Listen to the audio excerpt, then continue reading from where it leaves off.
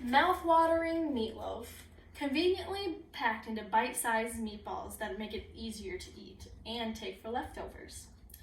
There are many spins on this classic homemade dish, and although there seems to be a lot of prep here, it's easy to make and it provides you with big proportions for your friends and family to share.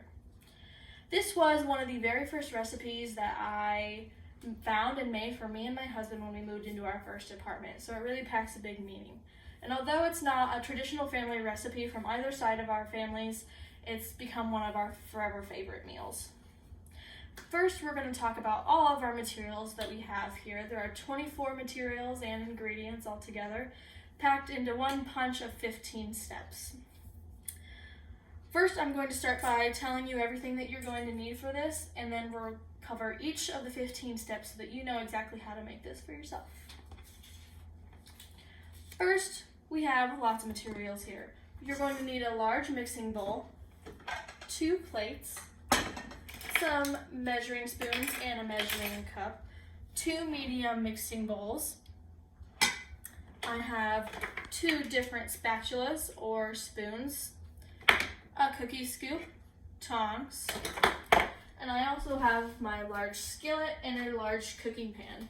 And starting off our ingredients, we have Pam spray to make sure your meatballs don't stick to your pan.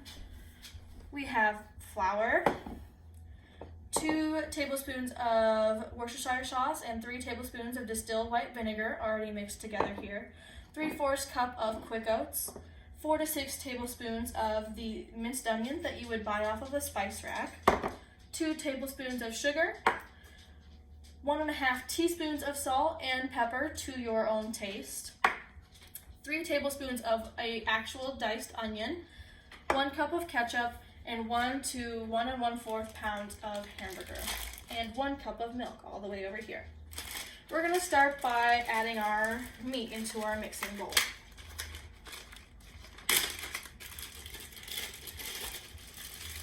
The next thing we need to make sure we get mixed in really well is our quick oats. You can just pour it in our bowl together. Use whatever spoon that you prefer and start mixing it together. It's really important to make sure all of your oats get mixed together in the meat so that it can absorb the milk later. Sometimes I forego the spoon and start mixing it together with my hands just to make sure that all of the oats get mixed into the meat. This is what holds everything together, so it's super important that you get it all mixed in there really well. Kind of knead it like you're kneading some dough.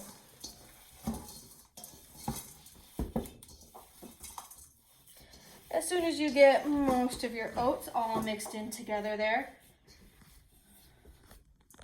you can start pouring in your cup of milk. After the milk, we're going to add our salt and pepper mix and our real 3 tablespoons of diced onion. Now again, you can either use your fingers or hands, or as always, I like to start with my spoon to see how far that gets me. Again, you really want to make sure everything's getting mixed together well, and you don't want to stop mixing until you barely see any residual milk left over at the bottom of your bowl.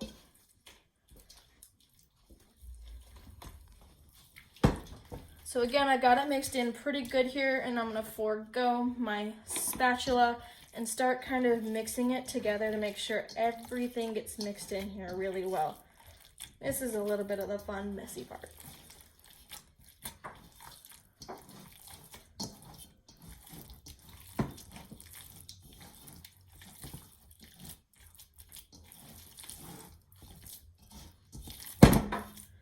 As that got pretty messy, I'm going to quick rinse off my hands so that I don't mix any of my other ingredients together.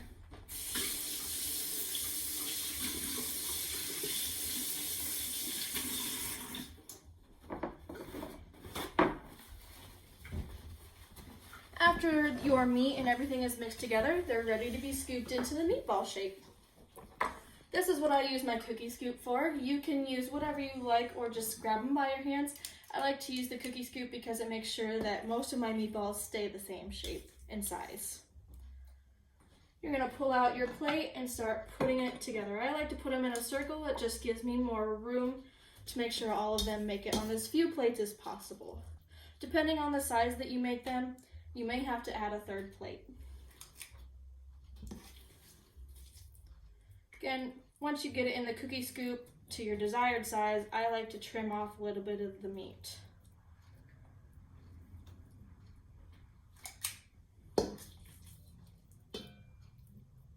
Again, your hands get a little bit messy back here, or you can use your spoon to trim off some of the sides of this meat.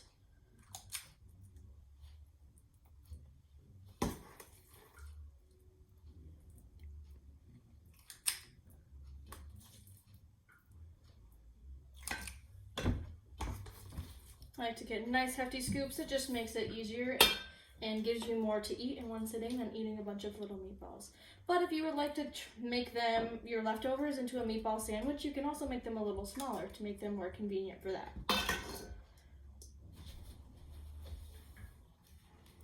After you get all of your meatballs made, you're gonna have to put them in the fridge to chill for 30 to 45 minutes to make sure these really get firm and ready to cook.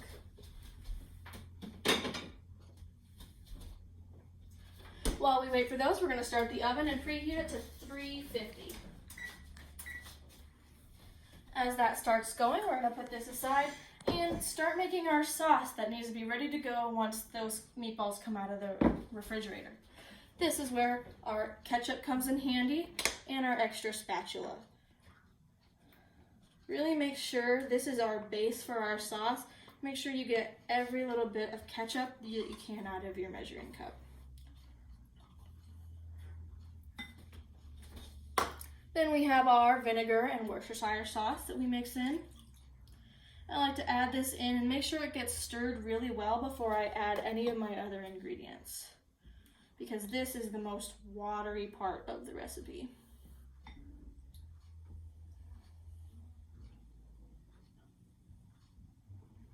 Kind of start beating it like you're mixing eggs or any other liquid into. Once that gets pretty mixed together, then we can start adding our 2 tablespoons of sugar and our 4 to 6 tablespoons of minced onion.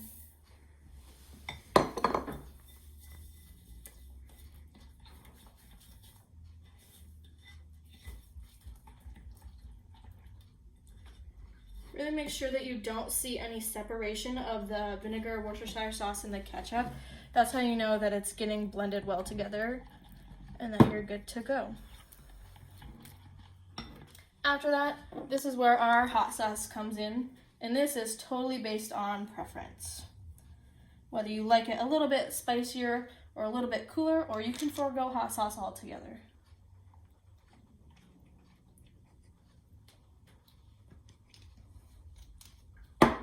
Again, make sure that hot sauce gets really spread out throughout your sauce.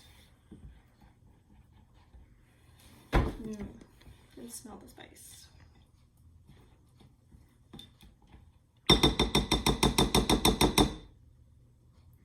I'm going to set this aside. That gets ready to drizzle them on our meatballs. After that's ready, you can make sure your flour is ready in your mixing bowl. I like to set it on the side just to make sure that there's minimal distance between me and my skillet. Makes less of a mess between the flour and the pan. After 45 minutes, we've got our meatballs that are firmed up, a little bit lopsided. I'm going to grab my tongs and get ready to start frying these up. I'm going to turn on my oven to a medium heat. And I also need my canola oil.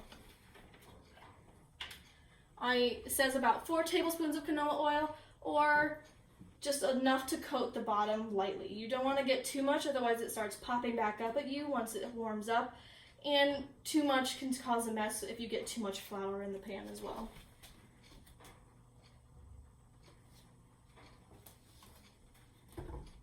I'm going to just mix it and make sure that it gets all over the bottom of my pan.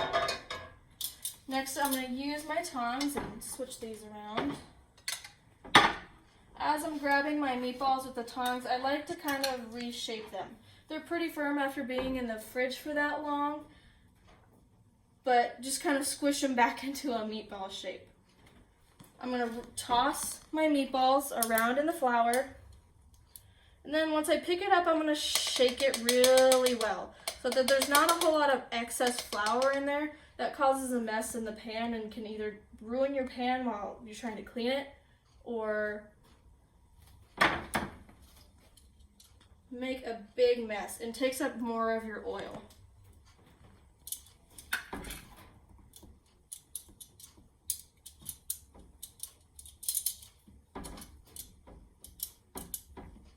Then we're going to throw them in the pan, and this is to brown them very lightly. They really don't need to be too thoroughly browned. This is just to hold the meatballs together so that they don't fall apart when they're in the oven. Make sure you keep a good eye on your meatballs.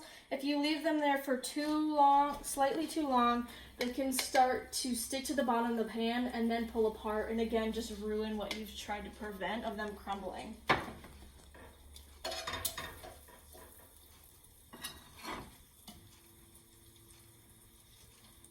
Again, really make sure you shake it off. The less flour that gets into your pan, the better for you later.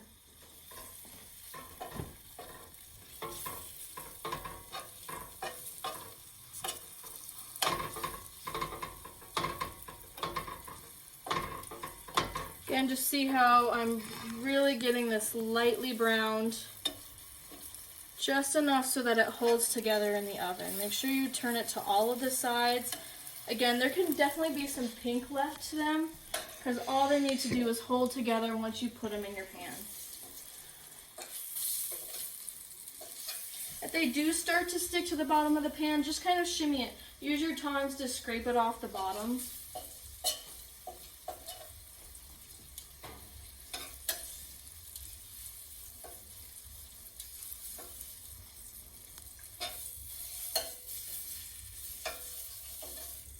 Make sure you turn off your oven.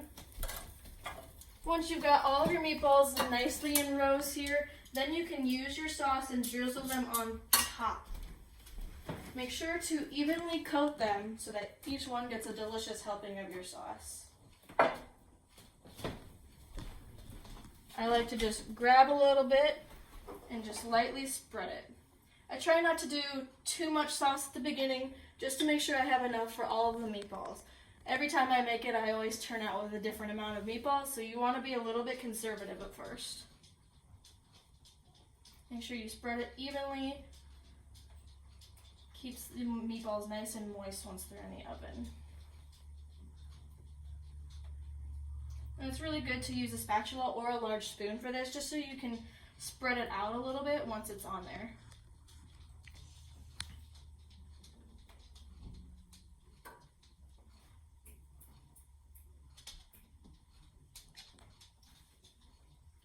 Once you start evenly coating them, I like to use some of my extra on the others. Really trying to be fair and make sure every meatball gets enough sauce.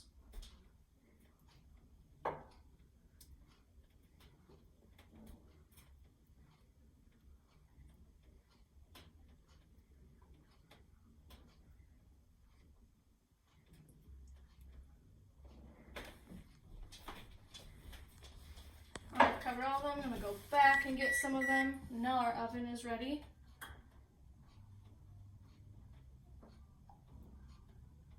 You see some of these sides didn't get covered. And they're good to go. You can then, once they're all ready and drizzled, you can stick them in the oven for 45 minutes.